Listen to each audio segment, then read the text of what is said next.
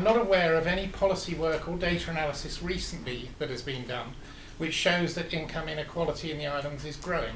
Indeed, the 2021 census stated the average and median household income levels in Stanley increased by 12% and 15% respectively, indicating that the gap between well-off and less well-off households in Stanley is closing.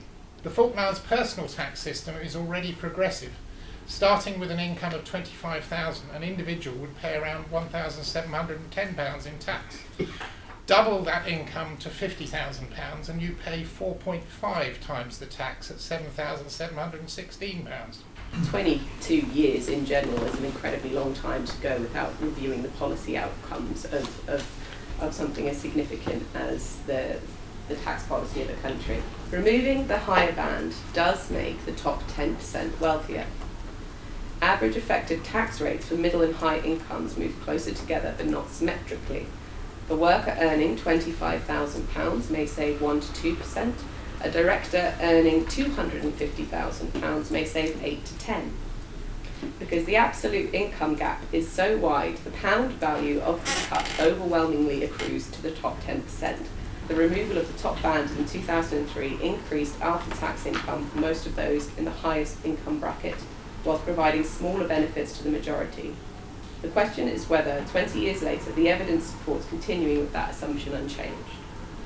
So it's disappointing to hear that that isn't being included in the tax review.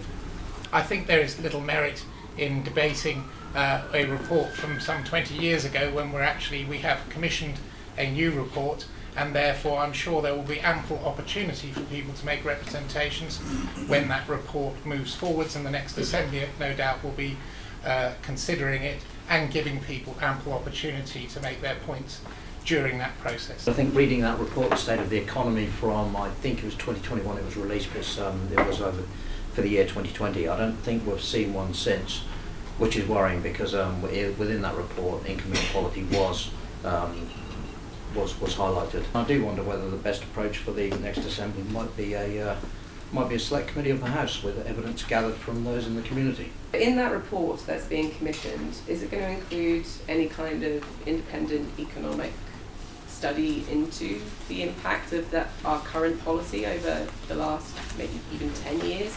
This is the first opportunity that the EXCO in recent years has given authority for the tax office to take forward a review, or even to take forward looking at policy work which is necessary to determine what does or doesn't happen with tax in the future. But until that first stage is complete and the new Assembly have got the report in front of them, which I can't prejudge what that may or may not say, we can't see more than's been said already.